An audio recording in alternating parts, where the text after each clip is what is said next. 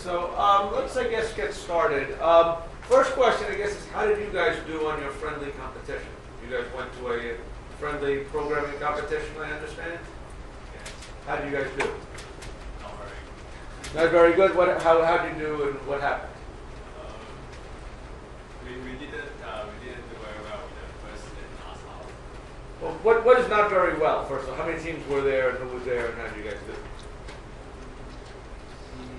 There are more than 70, but we ranked number 9. 9 out of 70 teams is not very, seems pretty good actually. Well, it's good. I guess if if you think you're very good, then 9 is not very good. But 9 is nothing to be ashamed of. So who are the top teams? A high school student. A high school student. Then you should be ashamed. Okay. So, No, there are so many high school teams ranked above us. so the high school teams did well.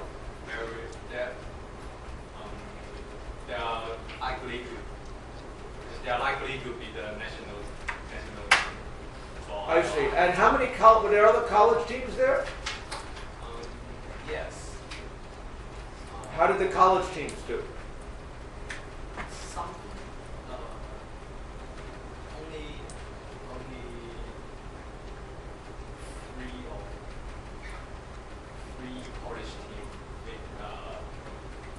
teams better than us. Only 3 college teams were better than you, but a lot of high school teams were better than you. Okay? So what does that tell you? Actually, that tells you something that's very important here, which is, why is it that people do worse when they get to college, is what you're now trying to say. I think we not only focus on this program challenges, we focus on The hopeful, the good reason would be is that you're starting to expand your horizon beyond problems of the size and type that we do here. So that would be the good reason why. Okay, is that as you get, as you progress in your studies, there are bigger issues than programming contest problems. And so hopefully, as you start to get exposed to them, that's hopefully what you start to get interested in. So as someone I do research with graduate students, many of whom were very good students. I had one of my best graduate students was the IOI World Gold Champion, the world champion, the only one to get all the answers right at the IOI finals in 2000. But he's a good graduate student because at one point he knew when to pack up and stop working on these things and start doing bigger and more interesting things. And so that evolution starts in college. So that's why I think you shouldn't be ashamed of it, being beaten by the high school students. It's hopefully not that you know less, it's hopefully that you're being exposed to bigger issues. Maybe not in this class, but hopefully in other places. Any other questions? Okay, were there any particularly interesting problems in there? Oh, we've got it. There are 2 difficult problems. What were the what were they? What was an interesting? What was the most interesting one? One of them should be solved in AC mode.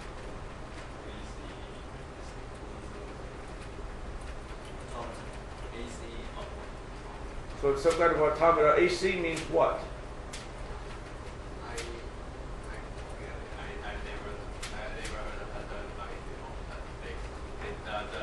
the solution tell us it should be solved and use this type of. Okay. Can't figure that out from that one. What? Some kind of. Something related to string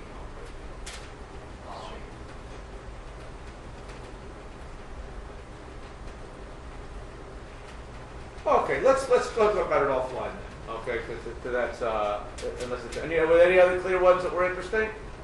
The other one is it says the other one is A star. A star and I think it will takes quite a long time to implement it. I see. So there was an A* search problem. But okay, interesting. Okay, any other questions about last week's problems? Last week's problems were on. Actually, we already went through. I guess we went through that last class. Those were on backtracking. We're now dealing with graph traversal. How many people have got all 4 of this week's graph traversal problems done? How many people have 3 of them? Okay, raise your hands. How many people have 2 of them? I have 1 of them. How many have none of them?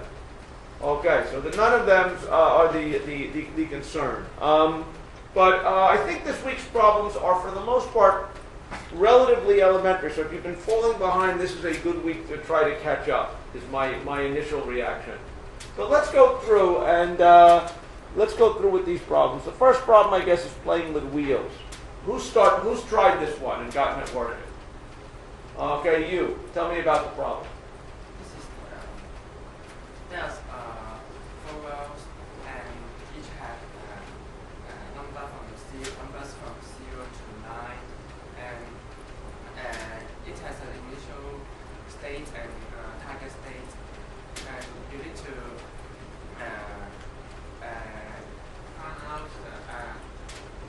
and also there is some state is forbidden. Okay. So that you can't get to that state, and it should be, you need to find out The minimum number of moves to get you from your current state to a goal state, correct? Yes. Avoiding forbidden states. Now, the question is, so what is the graph here? Again, in all of these, I think there's a question. First of all, what is the graph? That is the big question to ask. So what is the graph here? The vertices are what and the edges are what?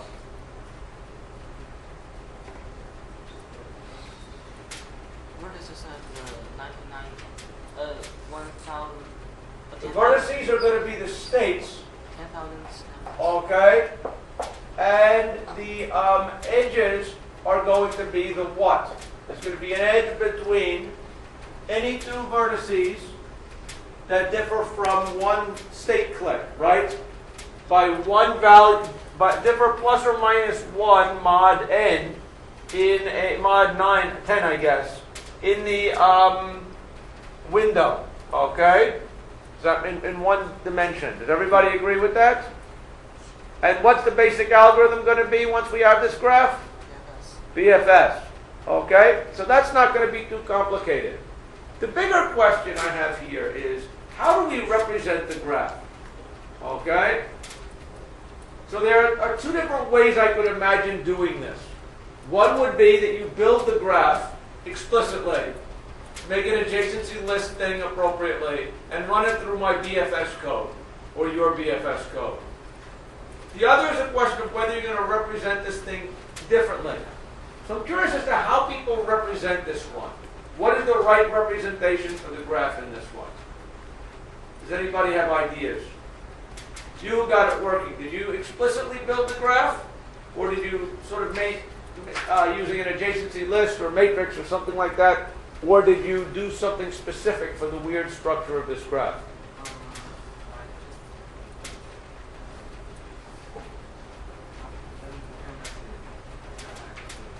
Okay. Any ideas how we should represent the graph I here? use implicit. You're using an implicit representation. What is your proposal for how you would represent the graph?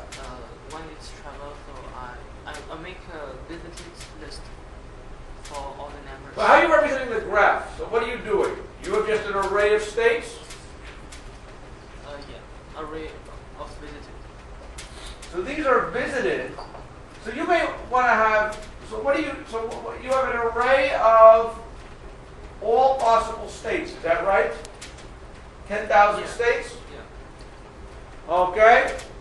And so you have the map from 0 to 999, I think, right? Okay. And you're going to just represent the graph by this. Okay. And what are you going to have? You're going to have a visited field. Yeah.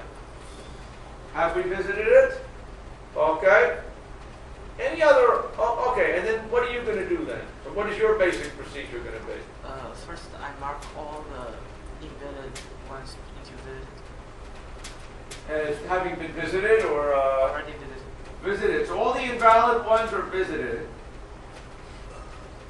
Okay. And then what? Do bypass search from the first one. do breadth first search from here. What is involved in doing a breadth first search from a particular vertex, though? You have to compute the neighbors, right? I try all the 8 neighbors. Try all the 8 neighbors. What is the, my question now is, how do you go and compute what the 8 neighbors are? I use brute force, just try. But what is brute force? What does brute force mean? It's from the 7 digits to from the most significant digit to this. So you take this number, this integer, and you roll it out into, you explicitly mask off the 4 digits, is that right? Yeah. And then you combine them again, Yeah. okay? So the index of your array is a, what you call it? One integer? So you're doing it as an integer array, right? Just a Boolean array. A Boolean array where the indices go from 0 to 99. Yeah. Is there anybody who did a different representation? Or might propose a different representation of the graph for this one?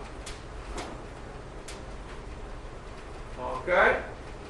How else might you propose? This is one of these ones that's simple enough. I want us to go through and think a little bit about exactly how we would do this in the slickest possible way.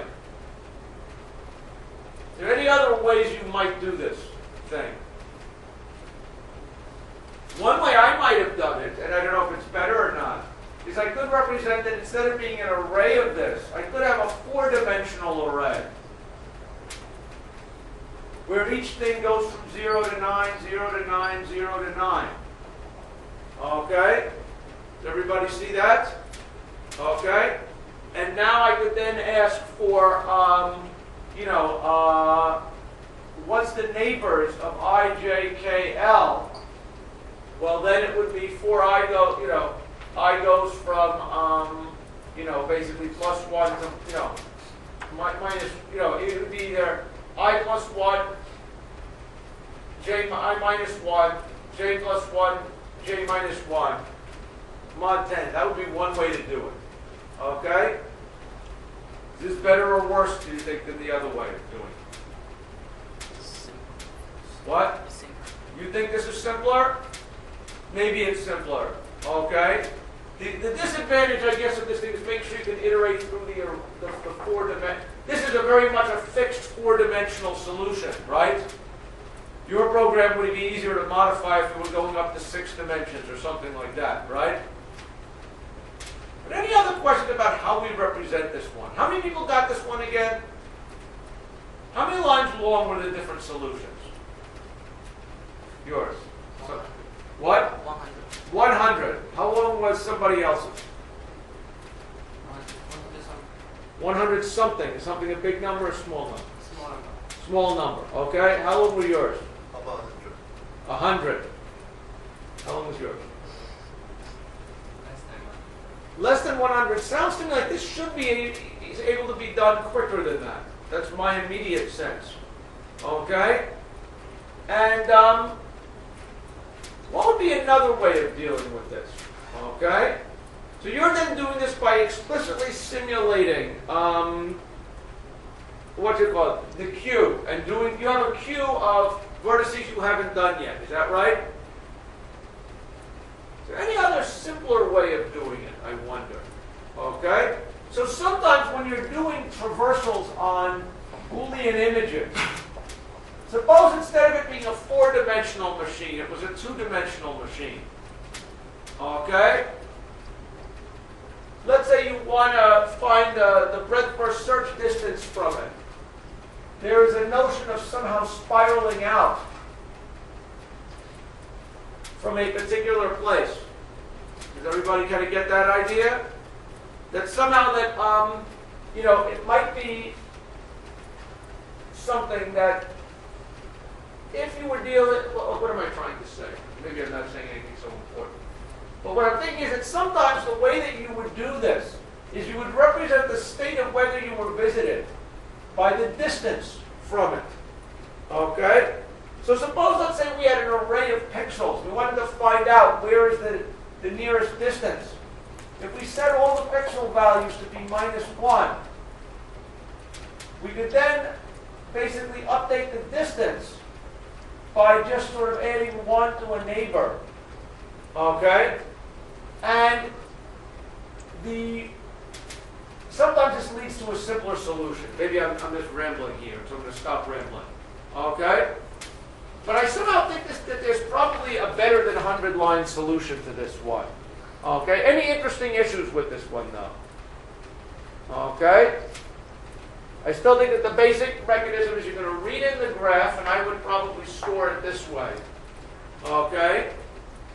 I will initialize the bad guys to having, basically being, you say, visited. I would say the cost of visiting a bad guy, one way to think about it to deal with the bad guys in a uniform way, might be to set the cost, that the distance that the bad guy is from where we want to go. What if we set the cost of it as being maxent?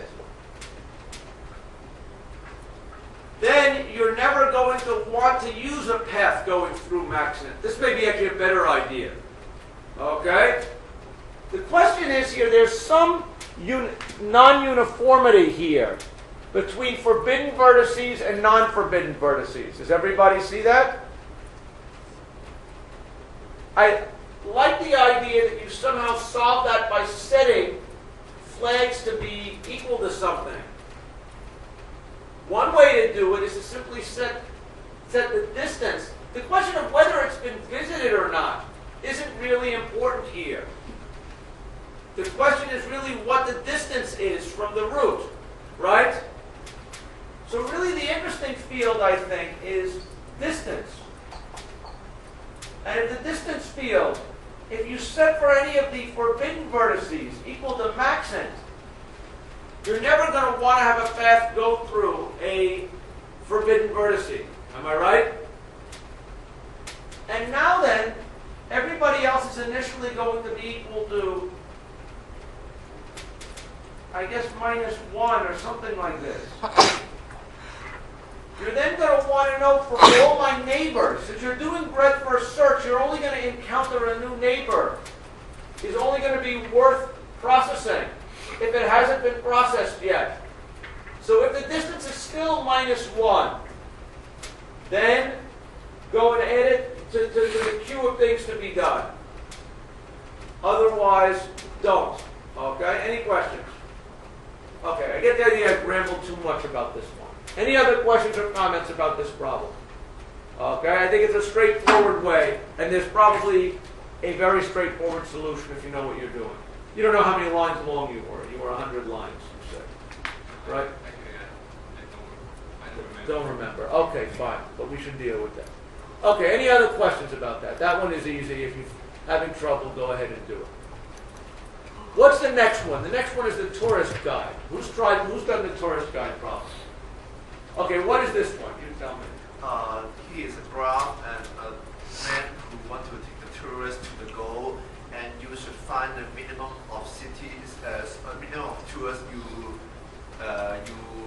go to this you have planned so that you can take all the tourists to the goal. Okay, so this issue is here. The weights on the graph are capacities. Okay, the number of people that can sit on this bus, right?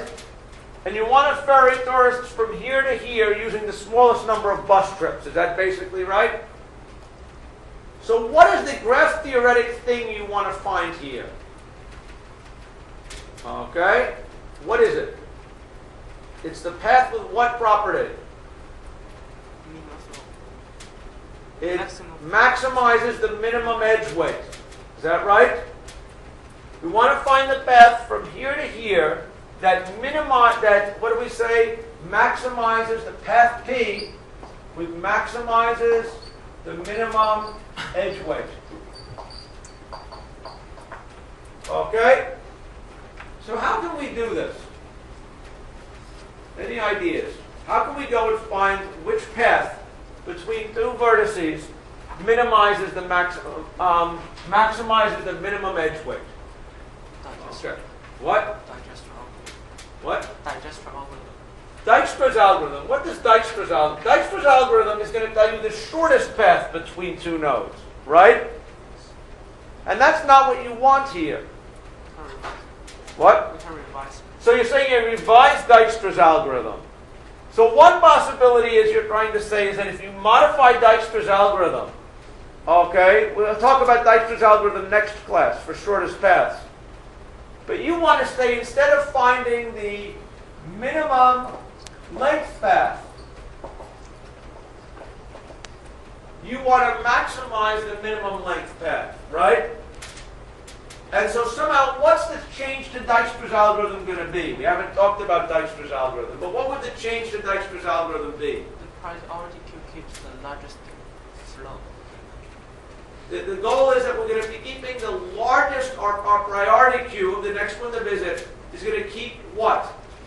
The vertex With the maximum. with the maximum, which maximizes the minimum edge weight path to it. Right? And so then the update rule over there would be what? I'm going to update this vertex. The distance is going to be the minimum edge. Well, let's just think about this. What am I going to be changing here? I want to maximize the minimum edge weight. Okay?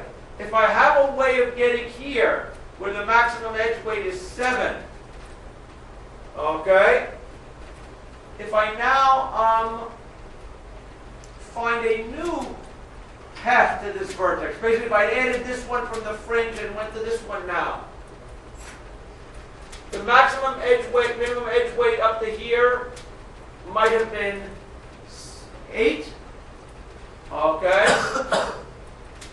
If the edge of this weight is greater than 7, then the path that goes from here through there is going to have a higher minimum edge weight. Am I right? So that's how the update would happen. Okay. How many people understood what I said? How many people did not understand what I said and want to understand it? Okay, at least one. So we'll talk more about Dijkstra's algorithm later. Next class. But what is the key point here? The update rule is that basically the way Dijkstra's algorithm works is it takes a look at, it keeps track of vertices that we know the maximum, we know that the best possible path to it. Okay? And in each round we're increasing the number of paths to it. Right? And the argument, which actually we have to think about a little bit more carefully here, though, is, right, so as we go from this, well, let's say we start our search from this. We know that there is a path. If we want to try to do the maximum weight path from here to there, in this vertex, I can get to here with a weight of 20. I can get to here with a weight of 30. If I take this edge, I know that I can get to here with 30. And there's no path that can get from here to here with weight greater than 30. Because if so, I would have left that edge first, right? So now I know there's a way to get from here to here at 30. I'm now going to look at all of these and say, which of the neighbors now can I add to? And create the next longest path. Here I can get to at weight 30. Here I can get to at weight 20. Here I can get to at weight, no, right, here I can get to at weight 20. Here I can get to at weight 30, min of 30 and 20, which means 20. Here I can get to the min of 30 and 35. I can now get to this at 35. That's the argument, right? And that's the Dijkstra's algorithm way of doing it. Everybody see that? Any other ideas how we can do it, other than Dijkstra's algorithm? Okay, you could modify Dijkstra's algorithm. Is there any other way that we could do this one that might make it not really such a weighted graph problem? Remember, we're talking about weighted graph problems next week. Any other approaches to this one?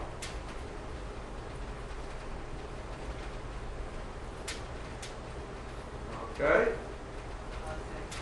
Breaking that Greedy algorithm. What does greedy algorithm mean? I add the edges from the biggest one to the smaller ones until the starting point and the ending point are connected.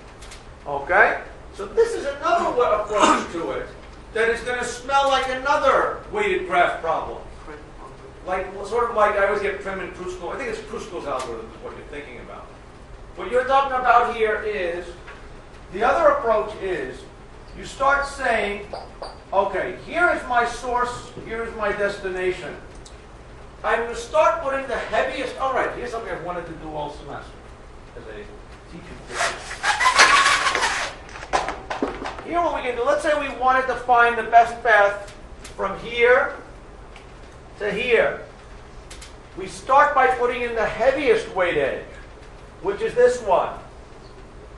And we're going to stop, keep putting in the heaviest weight edges until there is a path connecting the two. Right? Now we don't yet have it. We don't yet have it. Ding, ding, ding. Now we have it. No, actually we don't have that yet, right? We put this one in, and then we put this one in, and then ding, ding, ding, we have it. And then the weight of the minimum thing is going to be 25, right? Because that's going to be the minimum weight edge that it connects it, and it's got to be the biggest such thing. Because we put the orders in from biggest to smallest. The last one we inserted is the minimum weight edge in the graph. And we know there didn't exist a path between here and there. Okay, beforehand. Does everybody agree with that? So this would be another way to deal with it. Okay? That reduces the problem to connectivity testing. Does everybody see that? So the problem is, if we're going to do it this way, you're going to sort the edges by weight. That I understand. Right? And now you're going to one by one insert them in the graph. What is the problem with that? You've now got to test if they are connected. Right? And so one possibility is to reduce this to, potentially M insertions and connectivity tests. Does everybody see that? So your algorithm, if we do it like this, might be M times, okay, because for every edge we're going to insert it, N plus M, because we're going to do that many connectivity tests. Does everybody see that? We do this in this way. This is an M squared algorithm. Okay? Any questions? Any ideas how we can speed that up? So the other thing is when we go talk about when we talk about minimum spanning trees, in fact, there's a way to do this by basically making it sort of, well, actually, wait. So you want to use the data structure from Kruskal's algorithm, the set union thing, right? And that's going to be a way of testing connectivity quicker. Is that right? So how does that work? Let's just go through this just to see. Maybe this is borrowing from next time, but let's go through and think about that. So the idea is what? There we're going to know what component is each vertex in, right? Use vertices 1 through n. Each of them are in their own component to start with, right? When I add an edge from this to this, we're going to have a merging those two, right? And the way that we're going to merge them is by saying we merge 1 and 3. We have to somehow say these are in the same component. So we'll say 3 is in the same component as 1. And then we're going to follow up the chain of pointers to find out what component we're in, right? And the question is going to stop when our source and our end, if we follow the set of pointers up, that's like the find operation in union find, gets us to the same place. Any questions about that? How many people have seen this union find data structure? How many people never have seen it? Okay, everyone's seen it, okay? So that's one way of doing this. Is there another way of doing this? that might be a little bit faster and avoid any complexities here. Okay, for our connectivity problem. Okay? Any other approaches we might possibly do to this one? Okay? What if we knew what we were looking for? Okay? What if, let's say, we knew that one possibility is to say, is there a solution where we move at least T tourists in one shot? Right? Suppose I just wanted to ask the question, is there a way to get from here to here using at most 50 tourists? Moving 50 tourists in one shot. 50 or more tourists. Okay? Is there a way I could answer that question more easily? Suppose I told you how many tourists we actually had to move. Yeah. Firstly, we remove all the edges,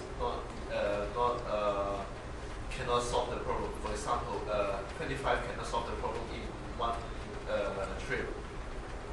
Right, so if let's say I have a target of moving 50, this vertex edge can't help me. This edge can't help me. So one possibility is to delete the edges that are too light, right? And then do a connectivity test. Okay? Or even better, not delete the edges that are too light. What about ignore them? What if I said I'm looking for, is there a solution of better than or greater than, with an edge cost moving better than 50 people? I could say, well, this edge I start to walk through. This edge has a less than 50, so this I can't use anymore. Right? I claim I don't have to actually explicitly delete it. If I do my search properly, I can ignore it. Any questions about that, or does that seem silly? Okay?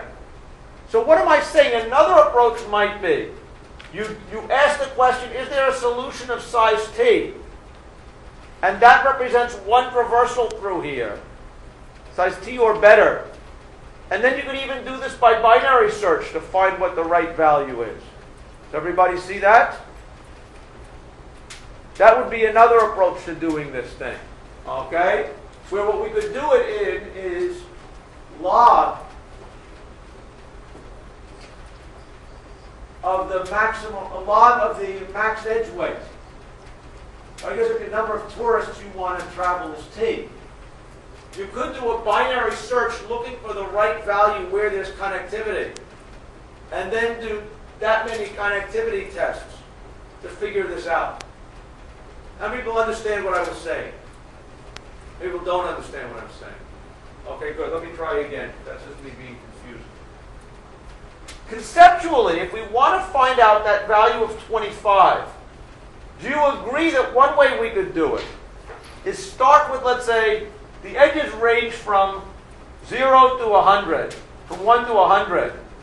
Let's delete all edges less than or greater than 50. If the graph is not connected, if there's no, now then do a connectivity from here to here. If the graph is connected, then we have a solution. Okay, suppose let's say, which edges are we going to delete? Suppose we delete all edges of length greater, less than 50. That's what we wanted to do. All edges less than 50. Everybody see that? Now we test, is there a path from here to here? That's just a connectivity test, right? And now then we would find out if there is a connectivity. Then we know the answer to our problem is greater than 50. If not, it's between 0 and 50. Does that make sense to everybody? Now then, we could repeat the question with our new value by doing binary search for that. If let's say there was no path where the square was 50, like in this graph, we would now divide our 50 in half and go look for 25. If there had been a path for 50, we're going to look for 75. And by doing binary search looking for the right value, I claim we would be able to find it that way. Any questions about that? And people still don't understand it. So this would give us a way of doing it in a logarithmic number of these searches, okay, and might be easier. Who here thinks this is easier than doing it the other way? Who here doesn't think it's easier? Okay, then don't do it. Okay, any questions here? Okay? Any other questions about this problem? Any other peculiarities about this problem? Okay? Or does this need any more discussion? Okay? Let's look at the next problem. What's the next problem? Tower of cubes. Who's done Tower of cubes? Okay? Who wants to tell me about what Tower of cubes is? Why don't you tell me what Tower of cubes is? Yes? Okay, someone who's done it more recently. Who wants to tell me about Tower of Cubes or read it more recently? Yes? There are many cubes, and every face we have a number. We need to measure for example, in a cube there is top on the top, a number on the top. You should put another cube have the same number on the bottom, and also the cube on the bottom must be heavier than the cube on the top. You should find a tallest cube sequence in answer. Okay, so the question is this. We have here a bunch of cubes, you're telling me. And every cube has a weight, 105.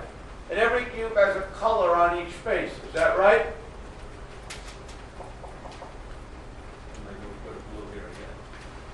And you want to now stack the cubes with the property that every cube's faces is neighboring to faces of the same color, right? And you never put, though, a heavier cube on top of a lighter one. So this is acceptable, but this one would not. Does that make sense? You've got a bunch of cubes. You want to stack the cubes by weight to create the tallest possible stack, okay? Respecting the edge coloring, okay? Any questions about the problem? Suppose we didn't have to worry about the edge colorings. What would be the way to do it? Suppose we just had cubes and we didn't worry about and let's say all the cubes had every face the same color. What would be the right answer here? What? N, because we would just sort the cubes by weight, right? Now, the harder part then is the constraint here about the faces, okay? So how do we build a graph here that represents this solution? What's the graph going to be? Okay? Or how do we approach this kind of problem now? Okay? I want to claim this is a graph problem. What is the graph? And what is the problem?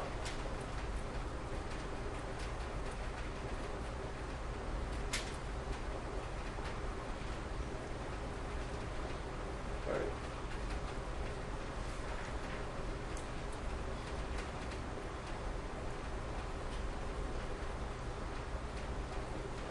Someone want to propose a graph?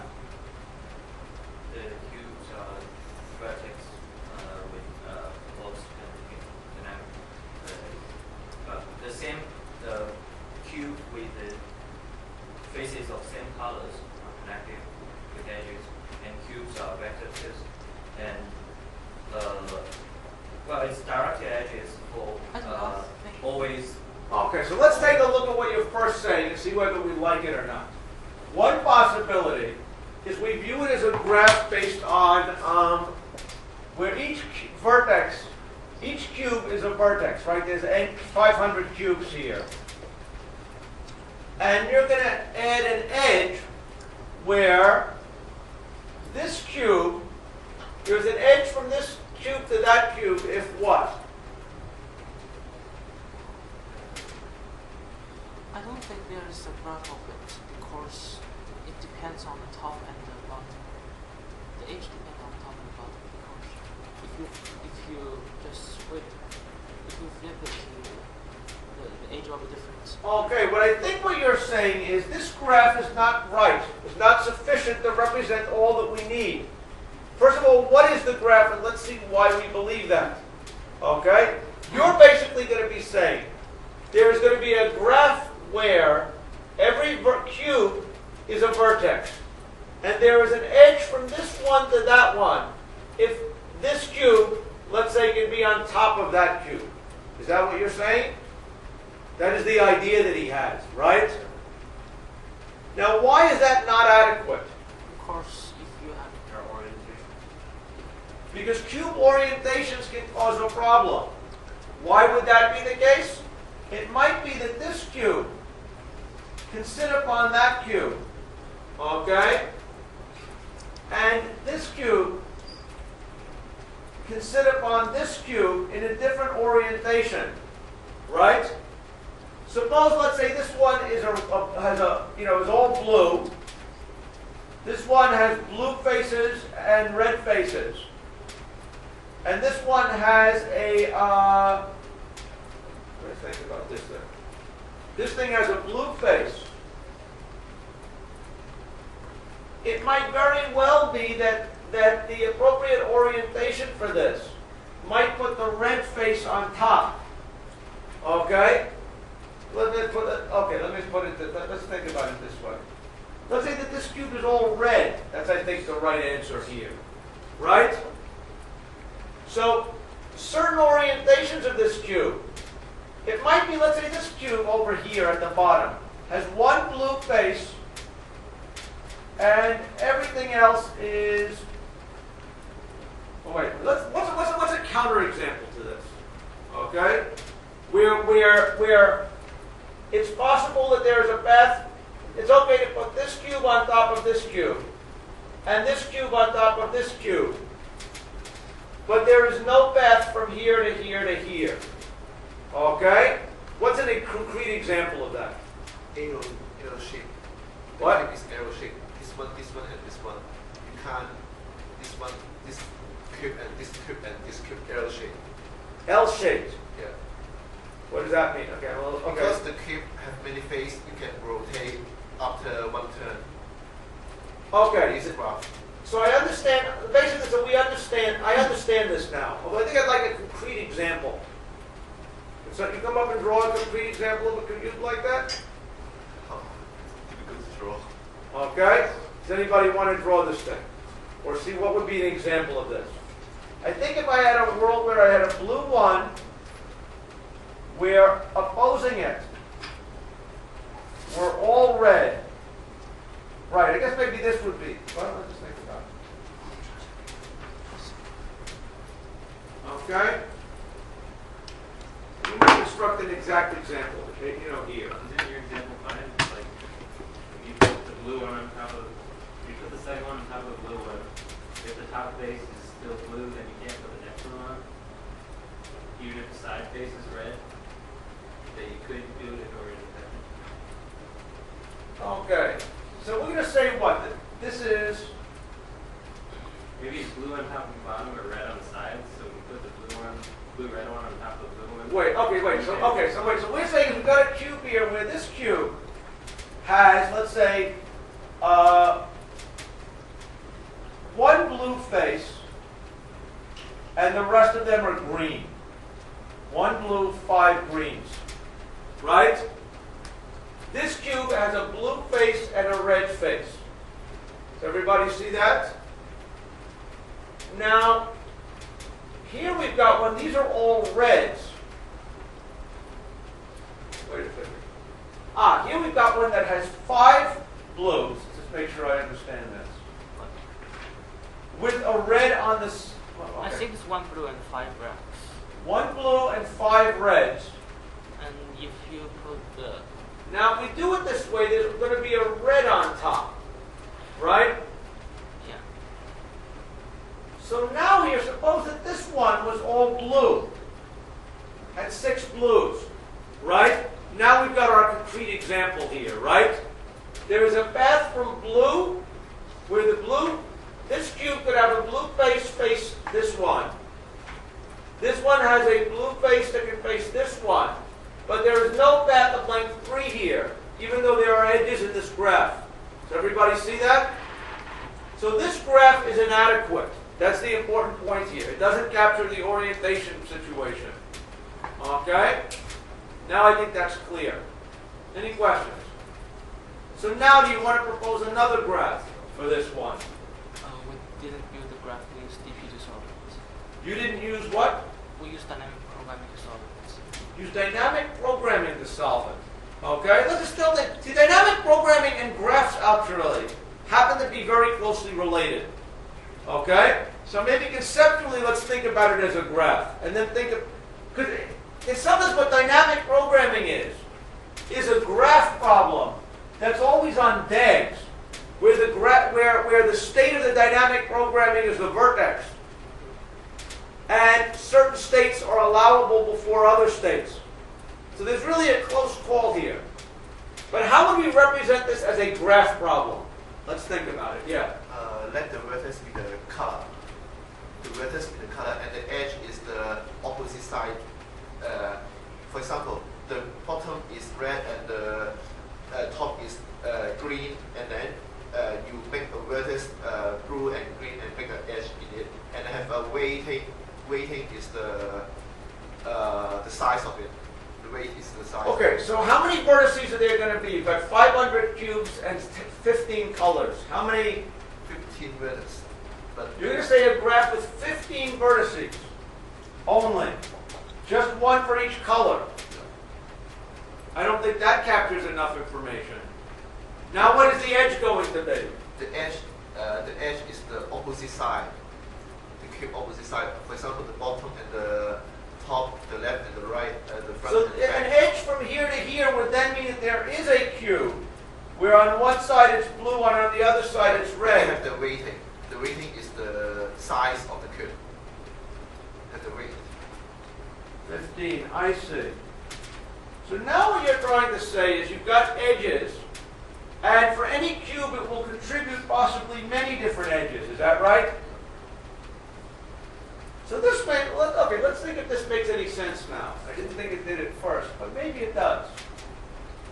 So one possibility is that we now have colors are our vertices.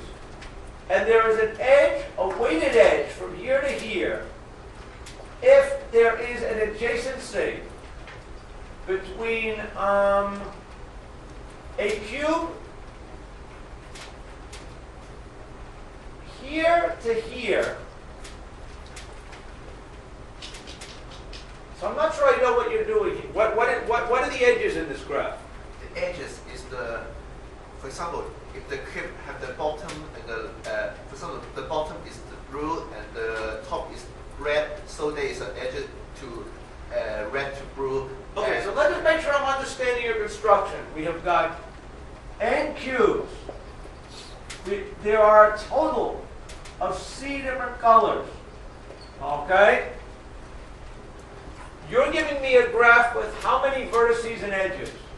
C vertex.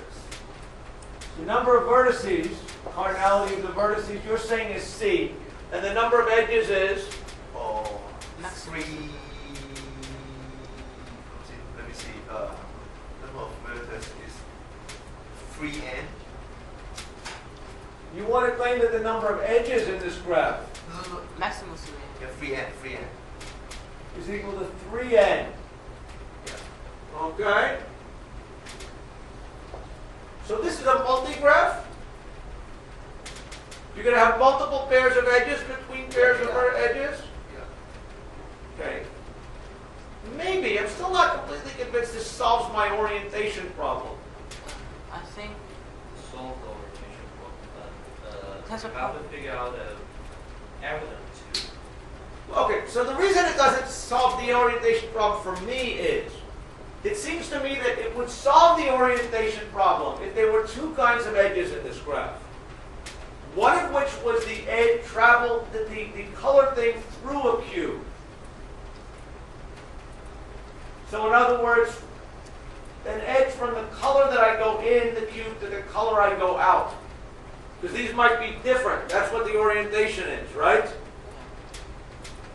Then there is going to be an edge between cubes where if there is a cube from this weight to that weight, okay, where the color is matched and it's different. It represents color as vertices, Yeah. which means So they're connected. Because can connected color. faces have the same color same and color, yeah. represented as same vertices. Yeah. I think there's some problems because once you have a cube used, you should Okay. use all the The reason why I see problems here, but your problem is that once you use a cube, you should go off the thing. yes, you That would not be the case. Are you allowed to have equal weight cubes, or do they have to be strictly decreasing? You just multiply the number. So you just Yeah. multiply. Right. Okay, so one problem is you don't have to worry about repeating them because the cubes have to be different. They have to be different, right? But you need to erase the edges if you use. You have to. But you just have to come up with the average. Right. Truth is, I still think that I don't completely understand your thing, but I know I don't see an algorithm for it. Okay? The algorithm is to find the longest path. Well, the longest path in a graph is the Hamiltonian path problem. In principle, if you find an algorithm for that, you prove it B equals NP. Okay? No, it is not like that because it do not have a cycle. Okay. It's because the edges, once you use it, you will erase it.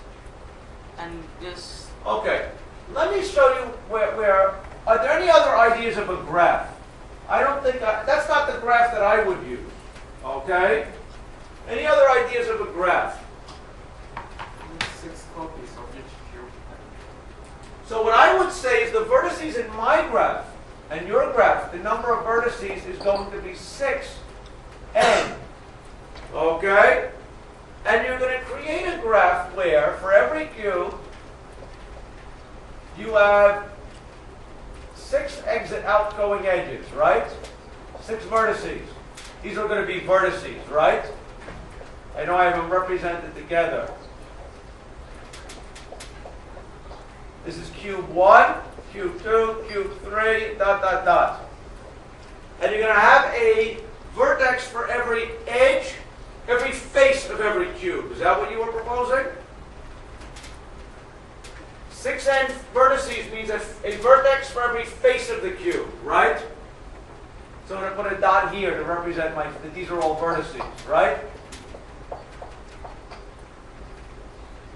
What are the edges of this cube? What are the edges of this graph?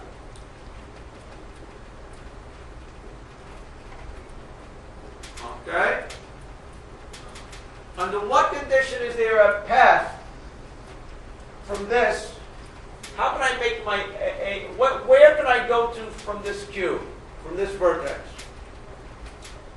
Okay? This vertex is colored green. Okay? The opposite one is colored, let's say, blue. I'm not going to make that thing. Let's say it's green, its opposing one is blue. That means if this one, for the blue one, its opposing one is green. What edges are there in my graph?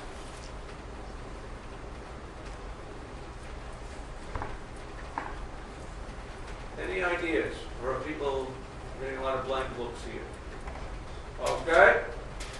The way I want to think of this conceptually, I want to think of it as that I've got a graph where if this cube I come in, it's green.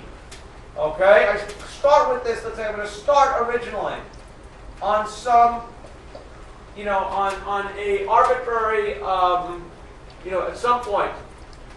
I'm going to go to a cube face, which is going to be on the bottom. Right? That bottom one is going to kiss, let's say it's going to kiss the floor. The opposing face for it, okay, is going to be a particular color. This one, if the opposing face of this face is blue, I can have an edge to every graph, vertex, which is a blue face, where this one cube is heavier than that one. Does that make sense? Okay, I'm not sure if I explained that right yet. Okay? Well, what am I now going to do? I claim that for every face, we can think about it as being, for every face on the bottom of the floor, there is an opposing face that's going to be on the top. Does everybody agree with that? I can put this face on the floor. It will expose this other face on top. The cube that can go on top of it has the property that it's got to have a bottom face of the same color and be lighter than it. Does everybody agree with that? So what I want to do is to have a graph where I've got a vertex for each face of the cube, and I have a directed edge. If this cube in this orientation can be right below this cube in that orientation, that's really what my graph is going to be. Okay? Any questions about that? How many people sort of see it? And then the problem is, find the longest path in this graph. Does everybody agree with that?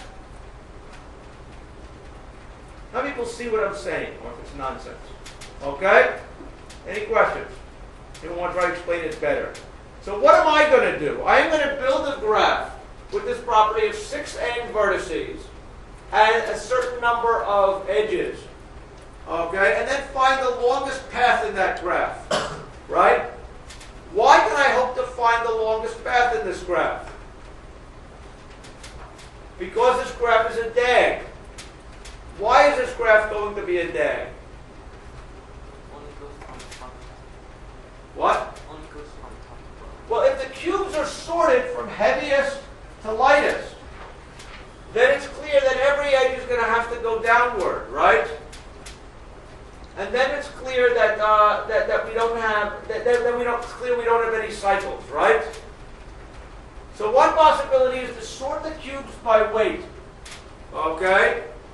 Build this graph. Add an edge from this thing to every color that opposes it, anywhere. And then ask for the longest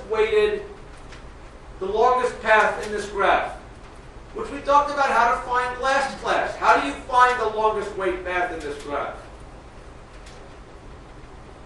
If it's a DAG, how do you find the longest path in a DAG?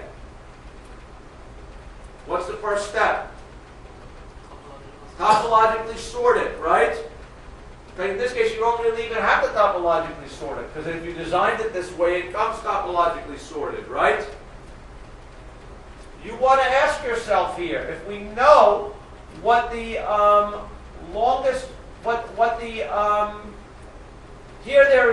the longest path starting from here is going to be 0, 0, 0, 0, 0, 0.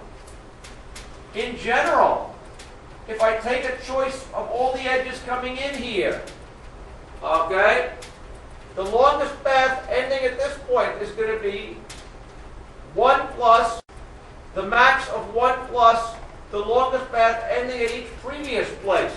Is that right? So I can now cruise through all of these. And for each point here, take the max of all incoming edges. 1 plus the max of the weight to it. Okay, I realize I'm saying this badly today. I sound very inarticulate. I feel inarticulate. Whether I am or not is another question. Okay? But this idea is now sort of clear to me.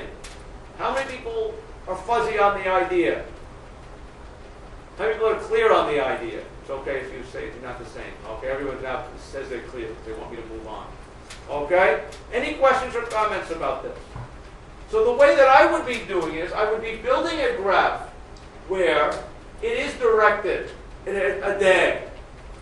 Your color graph was not a DAG. Does everybody see that's what the difference is? The color graph, if it worked, had cycles in it. And finding the optimal way around that seems tricky. You can use direction. What? You can use direction to find it. It's because you always want to. You can use Dijkstra to find the shortest path in a graph. You can also find the longest path for each. You can only find the longest path in a graph if it's a DAG. The problem is course, you always add the largest way to largest way. Okay. In general, the way I design problems, which may be different, you guys do it how you want to do it. I think it's hard to design graph algorithms. So when you tell me I'm going to use Dijkstra's algorithm but change this makes me nervous. Because Dijkstra was a smart guy, okay? And so to change things in a graph algorithm is tricky. The idea of taking an input to a problem, designing an input to a problem so that it is solvable in a standard way, that to me is a very good way to do it. In here, if I design the graph as a DAG, and then ask myself longest path in a DAG, that is an algorithm that is known. That's a standard exercise. Okay? And that one I feel safer doing. Okay? Any questions about that? Any other questions about any of this? The people do this in a different way. I'm getting dirty looks from people. Anybody get this one past the judge in a different way? Okay? Anybody get this past the judge at all? Okay? How'd you do it? How did you do it? The type ways that we talked about this. I think dynamic programming is just the same as this. Dynamic programming is sort of the same of what, is it the same way that I did what we're talking about doing? Did you sort the cubes by size? Almost same. And then the state of your dynamic programming was what? The cubes times the faces, right? Yes, six and So he's basically doing the same thing, notice. Okay, I'm saying build this graph. And then do the dynamic, basically the longest math problem on a DAG, which is a dynamic programming solution. You're implicitly doing the same thing. Is that right? Except you think that you're doing dynamic programming instead of doing a DAG, something on a graph. Okay? Any questions about that? Okay? I think this one is now doable. Okay? By everybody. Any questions? Okay. What is the last problem of the week? Last problem of the week is this one about the vampire. Who's read this one? Who hasn't spoken yet? Okay, you in the back. There's a vampire who always travel along with different cities. But there's two restrictions for his travel. First one is that he can only travel from 6 p.m. to 6 a.m. In the next morning. And the other one is that he needs to have 1 liter blood to drink in the midnight. So Was it midnight or noon, actually? No. Noon. I think he drinks his blood at noon. I don't know when you drink your blood. But fine, he drinks it at noon. Okay? And there's a schedule for the train, which lists out when there is a train from CTA to CTB or CTB to CTC, whatever. So we find the shortest day or shortest time which the vampire can travel with. Okay, so we have a world where we are given a train schedule. This here is a train schedule. It says if we go from this city to that city, it leaves at noon and it arrives at 6 the next morning is, I guess, the interpretation of that. Am I right? And this one leaves at 6 at night and arrives at 6 in the morning. I think this is a better train. I want to catch this one instead of this one. Okay? Any questions? And the question here is now, how do we get from point S to T using the shortest possible path with the constraint that we're not allowed to travel between 6 a.m. and 6 p.m. Is that right? Okay. So how do we model this as a graph problem? I think this is now understood. Or how do we approach this problem? I say model it as a graph problem. What is the graph here that is interesting?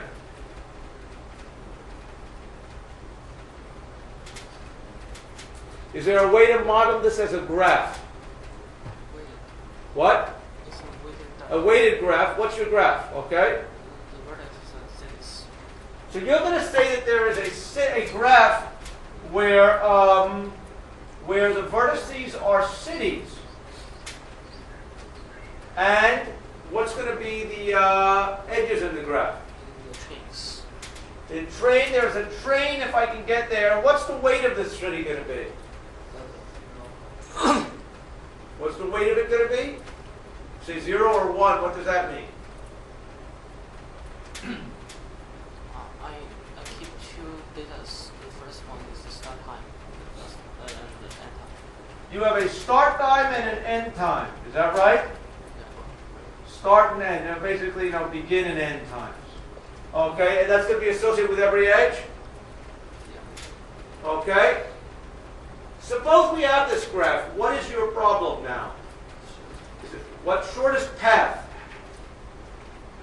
Now, is it shortest path? Let's think about this. Okay? Where do we capture the notion of days in this graph? Okay? I keep it in the vertices. Okay? So let's think about this thing. So what is the graph going to be? You're going to tell me it's a railroad schedule graph. And what are you going to do, first of all, about the trains the guy can't travel on? There's certain trains he can't travel on, right? Yeah. And how do you deal with those trains? Just when you import it, I check if the train is start earlier than 6 p.m. or arrive later than. Okay, so you're going to delete all the trains that are impossible. Okay? And now we're just going to get our map with start and end times. Okay? What is the graph now going to be? You didn't solve Dijkstra's algorithm on this? Yeah. Well, what's the problem with Dijkstra's algorithm? The reason I don't believe that right now is what if I go from here, if this train arrived at 7 and this train left at 6, okay? According to this, I can't travel that way, right? How are you going to be recording the fact that if I take this train, Just nothing into it. not what? Just nothing. Are you modifying Dijkstra's algorithm again? Yeah. Okay, so conceptually, when I think about these things, I don't like to do that because that seems to me, Dijkstra was a smart guy, and I don't like to do that. I want to ask myself, is there a graph that Dijkstra's algorithm will run on properly? Okay? Now, how might we do this? Okay, is there a way that we can change the input so you can just use Dijkstra's algorithm? Okay? Anyone want to propose a different graph where that might be possible?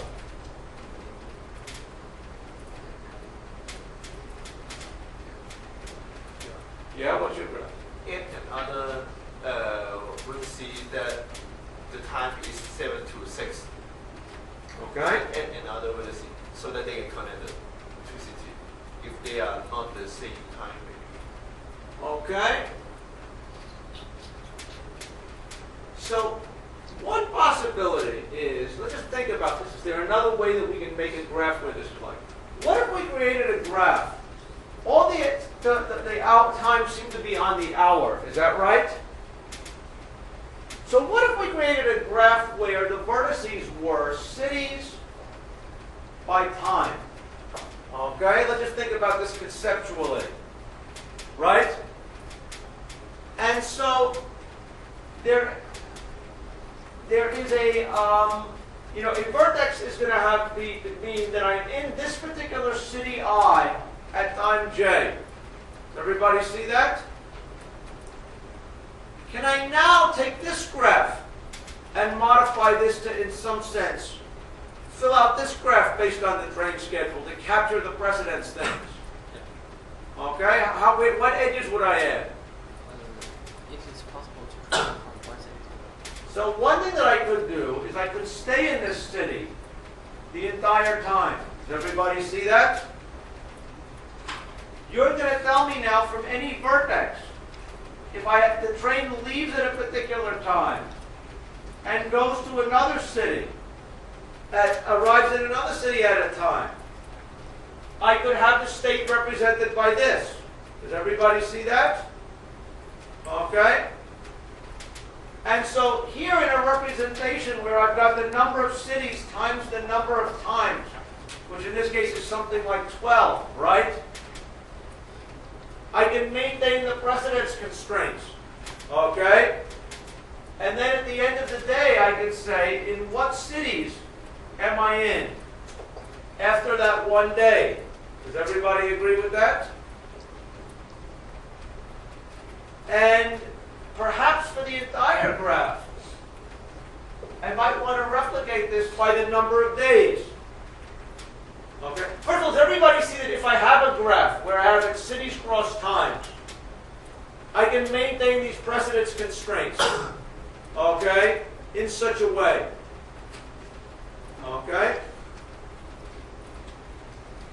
And that's something that I don't, and now, if you ask me where can I get at the end of a day, the answer is this will now tell me what cities can I get to starting from here. If I did a breadth first search through this graph, not even Dijkstra's algorithm, right? A breadth first search, I could figure out which cities I could be in one day. Does everybody agree with that? And I guess now my question is I'd have to run this for possibly a certain number of days to show that I can get from one city to another to another. Okay, I know this sounds convincing as a way to do it. Okay? Any questions? What do people think about this basic idea? Is this good or bad, or is it better to modify Dijkstra's algorithm? I use BFS. You use BFS, and what is your graph? It's just city and train, but it is modified BFS. I use 24 Q. Use what? Not 24. only BFS only have 1 Q, but I have 24. You have 24 queues, one for each time. Is that what you're saying? No, one is for the first day, and another 12 is for the first day, and 12 is for the next day. Okay. How do we know it might not take you many days? More than 2 days to get someplace. It's something rolling. Okay? So what you're trying to say here is we have a representation which I think is... So what you want to say is... Quite similar. What? Quite similar. Okay? But another implementation don't need to save so many. Okay. So the key question here is, this. I think the idea of doing this is now clear. This tells me how can I get from here... How many days does it take to get from here to any other city? That can now be done using this thing. Right? Can I do this in one day? I can get from here to here. I guess what maybe the way that I would do it with your rolling idea is I would only construct this one bank of dates. Right? I start out. Where can I get to from here? Okay? And that's a breadth first search, and certain cities will light up. Correct? And I now know in one day I can travel to all these cities. Then what I can do is now say, maybe think about if I have a sink to a source vertex. If I add a source vertex to any set of cities that I could already get to, right? In the first day, I now do a breadth first search from here. That'll give me all vertices I can get to in 2 days. If I go back and add this vertices in, then I have all the ones I can get to in 3 days. That basically is doing your rolling thing, right? While doing this as a breadth first search. Okay? Any questions about that? Okay? So, the one lesson I guess I'd like to talk about here. You guys will play around with it. A couple different ways you can do it. Realize that it is often easier to change the input than it is to change the algorithm. That's what I find. Okay? You guys will have to find this out for yourself. But I find it very, very powerful to whenever I have a problem, how do I convert it to take the graph so it fits in a standard problem? Okay? rather than monkey with the algorithm, because that's often very complicated. Any questions about these? Okay, any questions about any of these problems? Okay, the one thing I wanted to do, if we still have a few minutes here, the one other question I wanted to do is see how is everybody doing on the, on the read, the 100 problem reads? Has anybody actually started any of those? How many of them have you done? I'm just curious at the rate of speed that you have. I finished about 20 of the 20 problems. And how many hours did it take you? I don't know. I mean, is the answer few or many? I think a few, but some questions is very difficult to understand. So I may take about 15 or 20 minutes to digest. Okay, I encourage you to spend no more than 10 minutes on a problem. It's okay for you to say this problem is hopeless. Give it a bad score, okay, and move on. Is that fair? So I want you to do these things, but if you find that it's hopeless, it's okay to say that. Under the writing quality, remember, you can say that this is bad, okay? You don't just have to solve it. The question is whether you can figure out that it's interesting to solve. Maybe you can say, gee, this is interesting, but I don't know how to do it. That, to me, is a perfectly good problem, right? That's something that we can deal with. Other people, how long is it taking to do? 10. And how long did it take you? An hour? 2 hours. Okay. How long did it take you? Okay. So at that rate, that would argue that it will take you 20 hours. Okay? Again, I would like people to do about 5 minutes per problem. But it's a sign that you need to get going. Okay? Especially because these things are due next week. Okay? Any questions? That's actually April Fool's. Okay? Does anyone know about April Fool's? Do they do that here? Okay. In the United States, the 1st of April is supposed to be a day people lie. Okay? So today is that day. Any questions? It's due at the end of the semester, but I do encourage people to get started on it. Okay? Any questions? Anything else? One question here, I just want to say, let's just maybe it's a final discussion. Maybe we don't have enough time. I was always in the discussion. Probably the graph traversal, these were all supposed to involve graph traversal. The graph traversal problem that's probably most interesting is the one that Google uses to traverse the web. Just curious, how do people think Google traverses the web? If you were Google and you were writing a web crawler, how would you do it? Okay? Is it depth first search? Is it breadth first search? What do you do if you're Google? What are concerns about Google? Any ideas? Just to toss them out. I mean, we're not Google, so we can just toss them out just for discussion. How would you traverse the web graph if you're Google?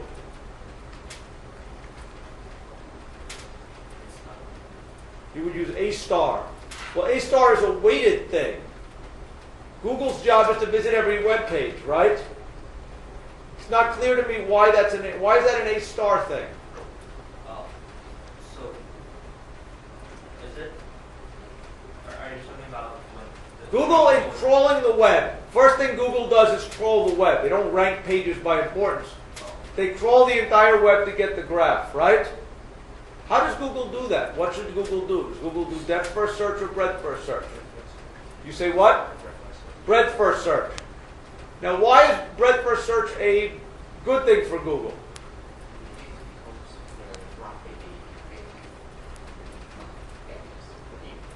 Okay, I would say breadth first search is a bad thing for Google because according to Google, what it's going to do is, as it visits it has this web page.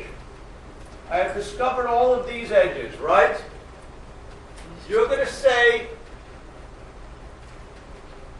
what's breadth first search going to do, actually? I have this document here. I think they will store them all and just waste a lot of memory. What? They need to store them all in a queue. So one problem is that with breadth first search, right, you're going to say, I'm going to process this document, this document, this. Right, so we start from the first web page. We put all of my outgoing links into the queue, right? If I then go through here and look at this document, my queue is going to get very big. That's the problem with Google. So Google does not do breadth first search. Because if it does breadth first search, its queue is going to get too large. What else might Google do? Any other ideas? I think it can do bifurcation from the first step and divide the work into several computers. So one problem, of course, that Google's got to worry about is that it wants to do this in parallel, right? So parallel is a little bit complicated. You want to say divide these things into different classes, okay?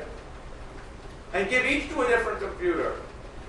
What's the problem with giving it in parallel to different computers? The web page,